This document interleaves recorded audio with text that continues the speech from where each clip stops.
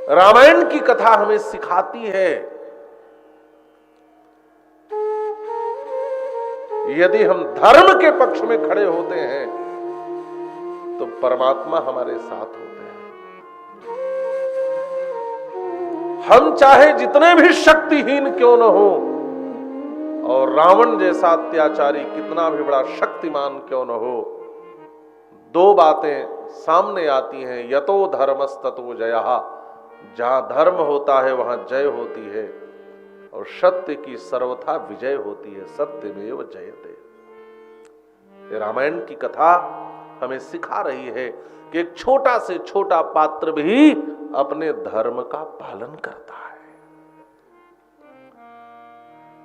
बड़े से बड़े योद्धा अधार्मिक दुर्योधन के पक्ष में खड़े हैं, लेकिन जो धर्म पथ पर चलते हुए कष्ट पा रहा है, परमात्मा श्री कृष्ण उन पांडवों के साथ खड़े हैं। भीड़ तो अधर्म के पक्ष में ज्यादा है, यहां तो पांडव 5 हैं, वहां तो कौरव 100 है, सेनाएं ज्यादा है, लेकिन भगवान किसके पक्ष में है? का जिधर धर्म है तो वहां भी मूल बात है। एक बात और बता दूं, आज मोक्षदा एकादशी तो है ही, आज श्रीमद् भगवद गीता की जयंती भी है। आज ही के दिन भगवान श्री कृष्ण ने अर्जुन को गीतोपदेश किया था, श्रीमद् भगवद गीता का उपदेश किया था। और गीता का जो पहला शब्द है, धर्म क्षेत्रे कुरुक्षेत्रे समवेतायुत्सवः मामकाः पांडवाश्चैव किम अकुर्वत समझया। देखिए, सुनने तो आप लोग भी आए हैं, महाभारत में भी सुन रहे थे, 3 लोग गीता सुन रहे थे, आप भी रामायण सुनने आए हैं। लेकिन अब एक बात समझना है, कुछ लोग बताने के लिए सुनते हैं, कुछ लोग जानने के लिए सुनते हैं, और कुछ लोग मानने के लिए सुनते हैं। बताने के लिए श्रीमद् भगवद गीता संजय सुन रहे हैं, तभी तो धृतराष्ट्र को बता रहे हैं। और क्या हो रहा है युद्ध क्षेत्र में, यह जानने के लिए धृतराष्ट्र सुन रहे हैं। लेकिन मानने के लिए कोई गीता सुन रहा है तो वह एकमात्र अर्जुन ही है। अब हमें भी आकलन करना है, हम इन तीनों में से कौन है।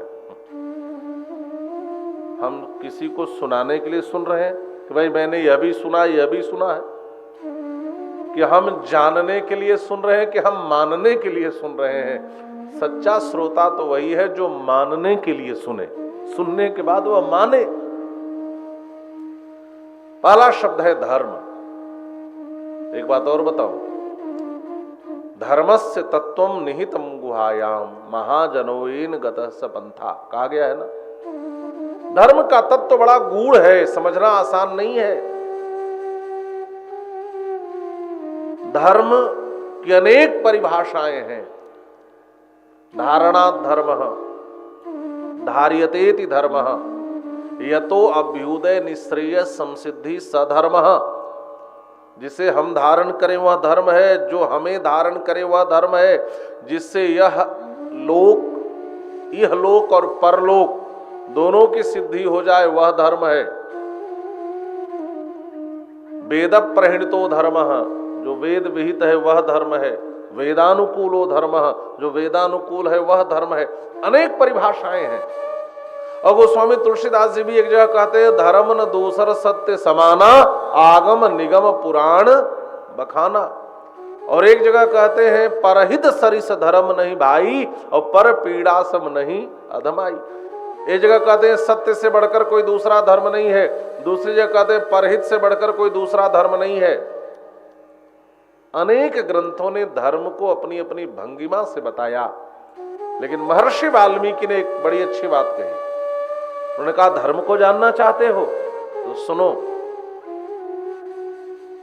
रामो विग्रहवान धर्मः साधुः सत्य पराक्रमः। रामो विग्रहवान धर्मः, राम जी धर्म के विग्रह हैं। ये सब जितनी बातें हैं ये सब धर्म के लक्षण हैं, ये सब धर्म की परिभाषाएं हैं, ये सब धर्म का स्वभाव है। सत्य ये स्वभाव है, परहित यह स्वभाव है, क्रोध न करना यह स्वभाव है धर्म का, दूसरे का हित करना यह धर्म का स्वभाव है, झूठ न बोलना यह धर्म का स्वभाव है। लेकिन धर्म का स्वरूप क्या है? तो महर्षि वाल्मीकि कहते हैं रामो विग्रहवान धर्मः। स्वरूप देखना है तो राम जी को देखो। राम जी धर्म के विग्रह हैं। राम जी का चलना, उठना, बोलना, राम जी की प्रत्येक क्रिया धर्म संश्लिष्ट है। धर्म को जानना चाहते हो तो श्री राम को जानो, धर्म को जानना चाहते हो तो श्री राम को समझो। धर्म के अनुसार एक भाई का दूसरे भाई के प्रति व्यवहार क्या होना चाहिए, राम जी से सीखो। धर्म के अनुसार एक पति का व्यवहार पत्नी के प्रति क्या होना चाहिए, यह श्री राम से समझो। धर्म के अनुसार एक पुत्र का व्यवहार पिता के प्रति क्या होना चाहिए, का वह श्री राम से सीखो। धर्म के अनुसार एक मित्र का दूसरे मित्र के प्रति व्यवहार क्या होना चाहिए, का यह श्री राम से सीखो। और तो छोड़ो, धर्म के अनुसार एक व्यक्ति का शत्रु के प्रति क्या व्यवहार होना चाहिए, यह भी श्री राम से सीखो। बैरियु राम बड़ाई करही, राम जी की प्रशंसा तो शत्रु भी करते हैं। और एक बात और समझ लें, धर्महीन जीवन पशु के तुल्य है। धर्मेण हीनः पशुभिः समाना। धर्महीन जीवन पशु तुल्य है। हम धर्म को कैसे जाने? हम कहीं धर्म से भटक तो नहीं रहे हैं, हम कहीं धर्म से गुमराह तो नहीं हैं, हम केवल लौकिक धर्म में ही तो डूबे हुए नहीं हैं, है ना?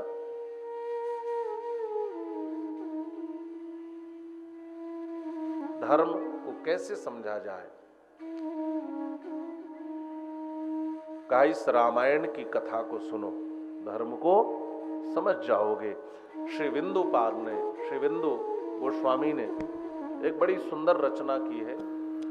आइए बड़े भाव से मिलकर गुनगुनाते हैं।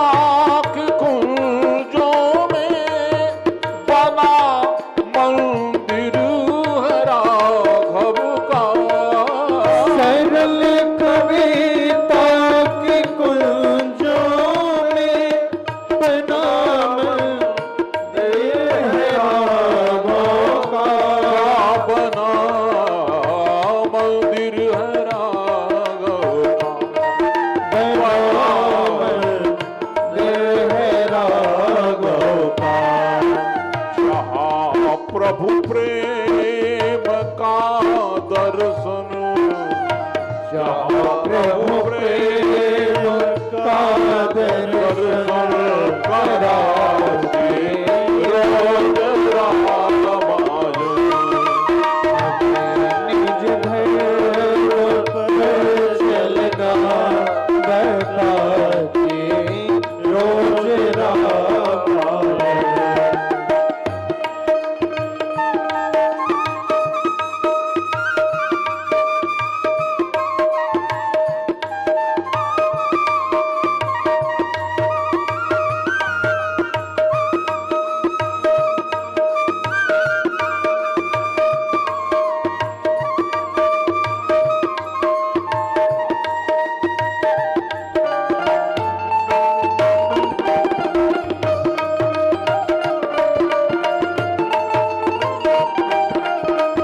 रोज रामायण।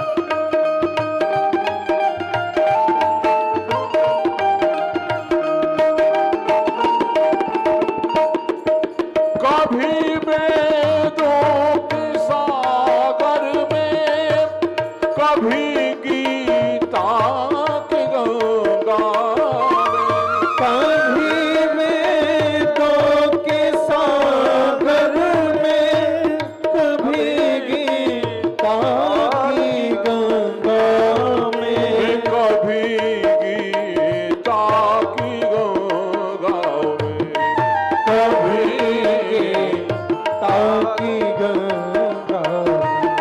अरे कभी रस बिंदु में मन को, कभी रस बिंदु में मन को डुबाते रोज रामायण। हमें निज धर्म पर चलना बताते रोज रामायण। हमें निज धर्म पर चलना बताते रोज रामायण, बताते रोज रामायण, बताते रोज रामायण। हमें निज धर्म पर चलना बताती रोज रामायण, सदा शुभ आचरण करना सिखाती रोज रामायण। हमें धर्म को समझना है तो रामायण की कथा को सुनना पड़ेगा। और रामायण संज्ञा श्रीमद् वाल्मीकि रामायण की है। गोस्वामी जी ने अपने ग्रंथ का नाम ताते रामचरित मानस बर, धरेउ नाम ही हेरी हरसि हर। गोस्वामी पाद ने अपने ग्रंथ का नाम रखा श्री रामचरित मानस, और इसका नाम है श्रीमद् वाल्मीकि रामायण। रामायण कहते किसको है? रामायण में दो शब्द हैं, राम धन अयन, राम प्लस अयन। जब संधि विच्छेद करेंगे तो राम और अयन। अयन माने होता है घर, मतलब जिसमें राम जी निवास करते हो, उस ग्रंथ का नाम है रामायण। अच्छा, एक प्रश्न मैं आपसे पूछता हूं। आपको किसी से मिलना है, ठीक है, तो आप मिलने के लिए क्या करोगे? कहा किसी से मिलना हो तो सबसे पहले उसका पता जानना जरूरी है, एड्रेस जानना जरूरी है। का एड्रेस कहां से मिलेगा? कहा जहां वह रहता है वही उसका पता है। तो किसी ने पूछा कि भाई भगवान कहाँ मिलेंगे, राम जी कहाँ मिलेंगे, राम जी का पता क्या है, राम जी का घर कहाँ है? तो कहा राम जी से मिलना है तो कहाँ ढूंढे राम जी को? कहा राम धन अयन रामायण, यह राम जी का घर है, यह राम जी का निवास स्थान है। राम जी से मिलना है, राम जी को पाना है राम जी को जानना है तो हमें रामायण का ही आश्रय लेना पड़ेगा, क्योंकि रामायण का अर्थ होता है जिसमें राम जी निवास करें।